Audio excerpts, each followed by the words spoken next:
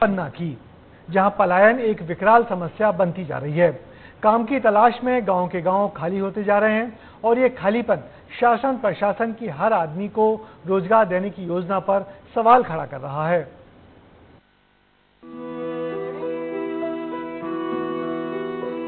घरों की चौखट पर ताले डले हैं, आंगन सूने हो गए, गलियों में सन्नाटा पसरा हुआ है। ना तो बुजुर्गों की रौनक दिखाई देती है और ना ही बच्चों की किलकारियां सुनाई देती हैं। और घरों में जो लोग दिखते हैं वो अपनों का इंतजार कर रहे हैं। आंखें राह तक रही हैं और सवाल पूछती हैं कि आखिर तुम कब आओगे। हमारे मम्मी पापा लोग बाहर जाते हैं हमें छोड़कर, और हम छात्रावास में रहते हैं, वहाँ से पढ़ते हैं दिल्ली बम्बई। किस लिए? काम करने के लिए। कब आते हैं? अब साल बाद, 1 साल बाद। पन्ना के पगरा गांव में ये सन्नाटा पलायन की वजह से है। काम की तलाश में लोग बेघर हो गए, घर द्वार छोड़कर परदेसी हो गए। कोई दिल्ली तो कोई मुंबई की तरफ चला गया। आज हालात ये हैं कि पूरा गांव वीरान नजर आता है और हर तरफ पलायन की काली छाया। यहाँ काम ही नहीं सर कुछ, इसलिए काम करने जाते हैं। पेट चलाते हैं काम करके, बाहर से लाते कमा के खाते हैं सर। काम मिलता है तो ज़्यादातर नहीं मिलता है, थोड़ा बहुत मिलता है, उतना से काम नहीं चल पाता है, तो इसलिए हम बाहर जाना ही पड़ता है। उसमें वहाँ पे क्या कि बंदेजू काम मिल जाता है, यहाँ पे हफ्ते 10-15 दिन ऐसे मिल जाता है, तो क्या होता है इतना में। अब लौटी 4-6 महीना में लौट पाई, अब झट्टी थोड़ी लौटे वहाँ से। इससे बच्चों का भविष्य खराब नहीं होता है, तब पढ़ाई लिखाई को भी बा होता है, और अब गरीबी है तो जा रहे हैं।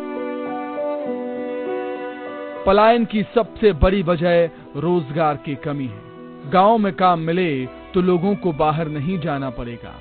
पगरा गांव में 500 से ज्यादा मजदूर हैं। ऐसा नहीं है कि पंचायत में काम नहीं है, लेकिन सरपंच और सचिव मनरेगा के काम भी मशीनों से करवाकर मजदूरों के हक पर डाका डालते हैं और लोग बाहर जाकर काम करने को मजबूर हो जाते हैं।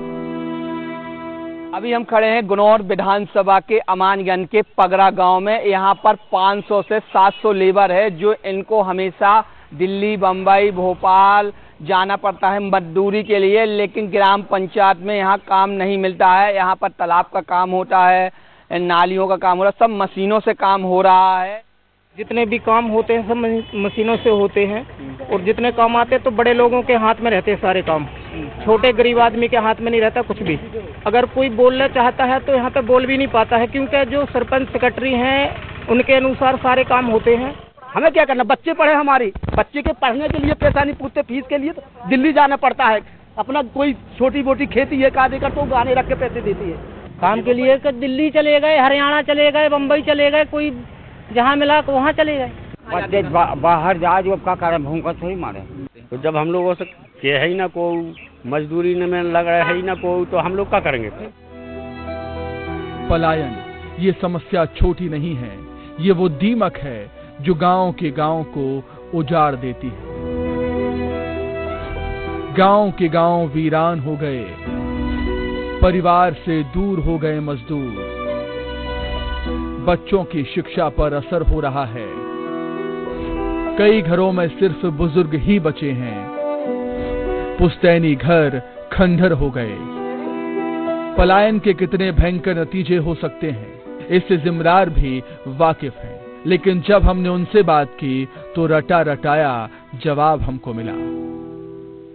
पलायन के लिए एक तो मनरेगा सबसे बड़ी योजना है जो स्थानीय स्तर पर ग्राम स्तर पर 100 दिन के रोजगार की जो गारंटी देता है। इसके अलावा भी अन्य विभागों के जो ग्राम स्तरीय कार्य उपलब्ध हैं उनमें भी सभी विभागों के समन्वय से कार्य योजना बनाई जा रही है कि स्थानीय स्तर पर अधिक से अधिक लोग कार्य करें और उनको पलायन की स्थिति पलायन के तौर पर वो बाहर ना जाएं। बेशक मनरेगा योजना के तहत रोजगार देने की बात होती है ताकि पलायन रुक सके, लेकिन सवाल यहीं उठता है कि क्या ये रोजगार मजदूरों को मिल रहा है? क्योंकि अगर ये रोजगार होता तो शायद पगरा जैसे गांव वीराने के मुहाने पर ना खड़े होते और ना ही कई परिवारों को अपना घर छोड़कर बाहर जाना पड़ता। विस्तार न्यूज के लिए सौरभ साहू की रिपोर्ट। और अब